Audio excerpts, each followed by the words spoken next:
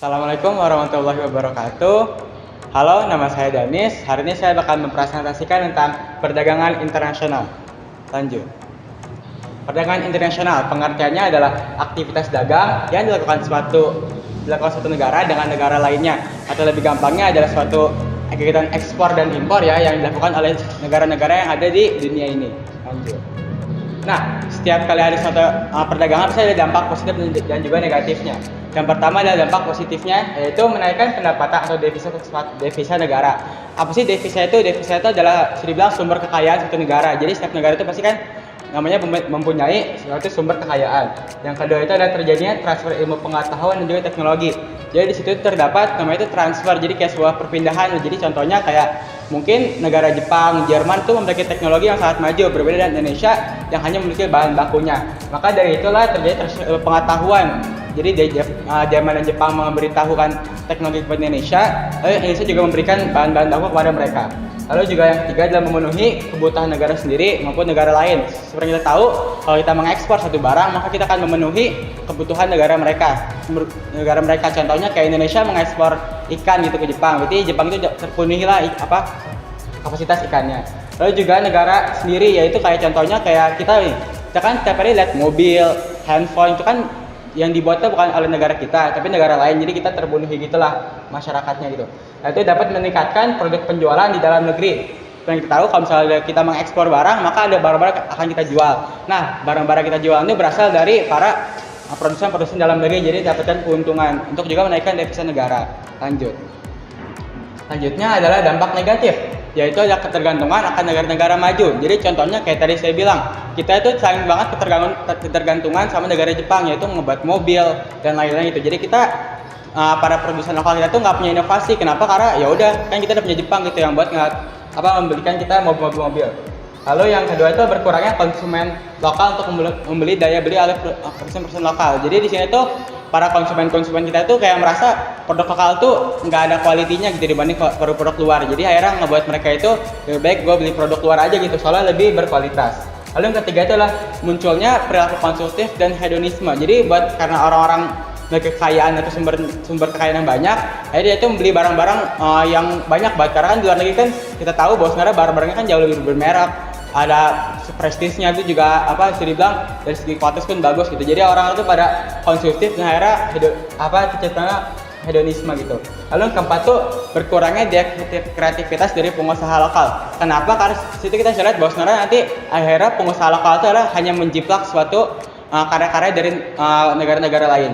Lalu yang kelima itu adalah perusahaan kecil itu menjadi kalah saing dengan pengusaha besar. Kenapa? Karena saat pengusaha kecil masih merintis karir dari nol, sedangkan perusahaan besar itu sudah bisa melakukan ekspor dan impor, akhirnya ngebuat perusahaan kecil itu tidak memiliki nama untuk dikenal oleh para konsumen lainnya. Lanjut.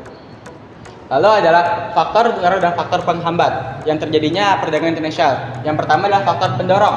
Pendorongnya itu adalah untuk memenuhi kebutuhan barang dan jasa oleh suatu negara. Sebelum kita tahu bahwa sebenarnya kita tuh butuh banget barang jasa dari negara-negara luar agar barang-barang jasa kita itu terpenuhi. Yang kedua itu keinginan untuk memperoleh keuntungan dan meningkatkan pendapatan negara. Yang tahu setiap tujuan negara itu salah satunya adalah untuk mensejahterakan rakyat. Caranya gimana? Dengan cara meningkatkan bisa dibilang devisa negara atau keuntungan gitu. Yang ketiga adalah perbedaan kemampuan setiap negara. Yang kita ketahui contohnya kayak Arab Saudi kan beriklim panas, jadi banyak padang pasir gitu. Jadinya susah untuk menanam kayak tumbuhan-tumbuhan yang ada di Indonesia yang asri gitu.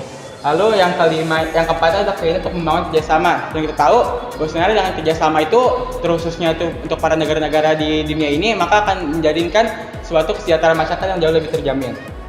Lalu ada faktor penghambatnya nih. Yang pertama adalah perbedaan mata uang. Seperti kita tahu bahwa sebenarnya Indonesia dan juga kayak di Amerika dolar tuh beda sangat jauh gitu. Jadi satu nilai tukarnya sangat jauh. Lalu yang kedua juga kebijakan impor di suatu negara. Contohnya adalah seperti Indonesia yang melarang impor kayak bahan-bahan kayak yang narkoba gitu kan. Pastinya kan kalau di luar kan bisa ganja dan lain kan bisa saling ekspor dan impor, tapi kalau di Indonesia itu tidak boleh. Lalu yang ketiga terjadinya perang. Seperti kita lihat ya di Ukraina dan Rusia, terjadi perang akhirnya menyebabkan harga-harga komoditas suatu barang itu naik. Contohnya gandum gitu. Akhirnya ngebuat Indomie kita di Indonesia itu harga menjadi lebih naik. Lalu yang keempat adalah rendahnya kualitas SDM suatu negara. Dikarenakan rendahnya suatu kualitas SDM suatu negara, akhirnya membuat kegiatan ekspor dan impor itu menjadi lebih susah. Lanjut. Lalu ada teorinya ini ada dua, yaitu teori keunggulan mutlak dan juga komparatif. Mutlak disampaikan oleh Adam Smith, yaitu ketika suatu negara dapat memproduksi suatu barang lebih banyak dari negara-negara pesaingnya dengan biaya produksi yang lebih rendah. Jadi di situ kita bisa mengetahui, kayak contohnya Indonesia bisa mengekspor kain sutra yang sebenarnya selama ini tuh negara-negara itu nggak bisa mengekspornya dikarenakan kita memiliki SDM dan juga memiliki bahan-bahan yang cukup. Lalu penilaian komparatif dari David Ricardo yang mungkin mudahnya diterjemahkan adalah di saat setiap negara itu, contohnya Indonesia, memiliki kelebihan di kain sutra, di kerajinan-kerajinan, di bahan baku, tapi tidak menutup kemungkinan untuk Indonesia menjual alat-alat elektronik gitu. Selanjutnya adalah kebijakan perdagangan internasional. Yang pertama ada kebijakan ekspor dan juga kebijakan impor. Pertama adalah kuota. Kuota itu adalah saat dimana kayak jumlah atau batas tertentu dari suatu negara bisa mengekspor. Yang kedua adalah tarif, yaitu harga dari suatu barang yang akan dijual. Lalu yang ketiga ada subsidi atau bantuan dari pemerintah terhadap para pengeksportir. Lalu yang keempat adalah larangan ekspor. Jadi di saat suatu negara itu dilarang mengekspor suatu barang tersebut ke negara lainnya gitu. Lalu yang kedua adalah kebijakan impor. Yang pertama adalah diskriminasi harga. Apa sih diskriminasi harga? Yaitu perbedaan harga dari saat barang impor dan juga di sananya. Lalu yang kedua ada pemberian premi, itu biasanya dari bea cukai ya, jadi kayak dikasih bantuan lah. Pasti ketika ada dumping itu suatu kebijakan di mana harga jual di suatu barang yang diimpor itu lebih murah daripada harga barang asalnya. Lalu yang keempat adalah politik dagang bebas, yaitu kita tuh bisa bebas menjual atau mengimpor barang ke negara kita. Lalu juga larangan impor, jadi saat dimana kayak tadi saya bilang ada ganja gitu kan, kita nggak boleh mengimpor ke Indonesia karena apa, di Indonesia itu ada suatu hal yang terlarang gitu. Lanjut. Tujuannya apa sih? Yang pertama diversifikasi ekonomi. Apa itu diversifikasi ekonomi? Itu adalah suatu pemberagaman ekonomi gitu, atau gampangnya dikarenakan ada ekspor impor maka terbukalah jalan ke pasar-pasar internasional yang jauh lebih luas dan juga jauh lebih banyak peminatnya. Lalu yang kedua tadi memperluas pasar, yang ketiga mendapatkan manfaat komparatif. Seperti saya bilang, Indonesia itu nggak hanya jago di bahan baku, ya mungkin tidak menutup kemungkinan untuk menjual barang-barang elektronik. Yang keempat meningkatkan hubungan internasional seperti yang ada ASEAN, APEC, dan lain-lainnya gitu. Lanjut. Ada alat pembayaran. Yang pertama adalah kontan atau tunai. Jadi dibayar secara tunai. Yang kedua adalah telegraphic transfer. Telegraphic transfer itu adalah suatu kayak transfer tapi dikarenakan antar luar negeri, jadi dinamakan telegraphic transfer. Kalau wesel itu adalah untuk berbentuk sebuah surat, letter of credit dengan kredit, cek yaitu dengan cek gitu. Lalu ada emas dan juga kompensasi pribadi atau harta pribadi. Lanjut.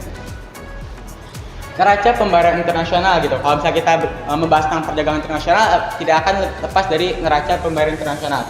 Yaitu apa? Pencatatan atas transaksi-transaksi yang terjadi antara penduduk sebuah negara dengan penduduk suatu negara lainnya dengan periode tertentu. Atau gampangnya kayak jurnal besar lah yang mencakup yaitu penjualan ekspor dan impor kita. Lanjut. Nah, ada komponen-komponen. Yang pertama, neraca transaksi berjalan, ada neraca transaksi modal, dan juga transaksi finansial. Yang pertama adalah berjalan. Berjalan itu transaksi yang berkaitan ekspor dan impor berupa barang dan jasa dalam kurun waktu 1 tahun. Lalu neraca transaksi modal, itu mencatat hasil bersih yang diperoleh dari transaksi pengeluaran dan pendapatan modal. Lalu yang ketiga adalah transaksi finansial, itu transaksi yang memberitahukan perubahan pemilikan aset dan kewajiban finansial luar negeri dalam waktu 1 periode atau 1 tahun gitu. Lanjut.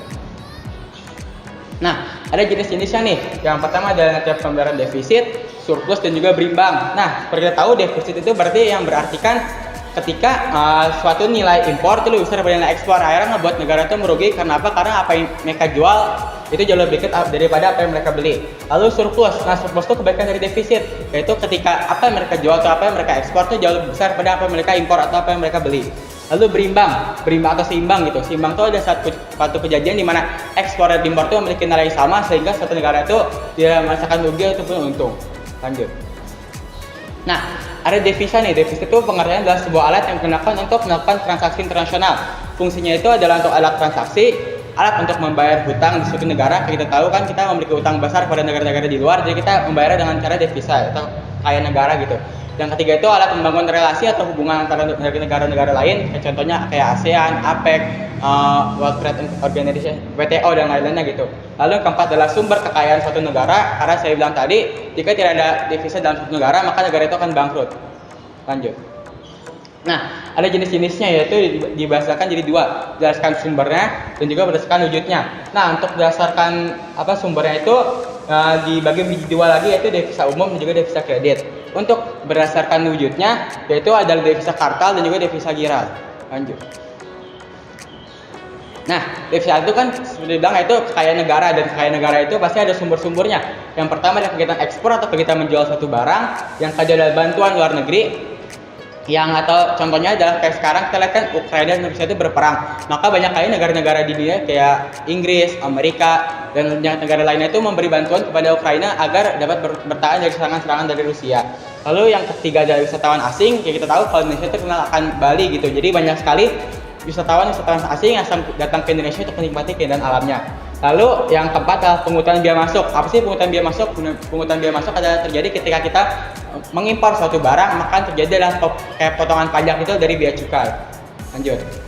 Nah, mungkin sekian dari saya, kurang lebih mohon maaf. Assalamualaikum warahmatullahi wabarakatuh.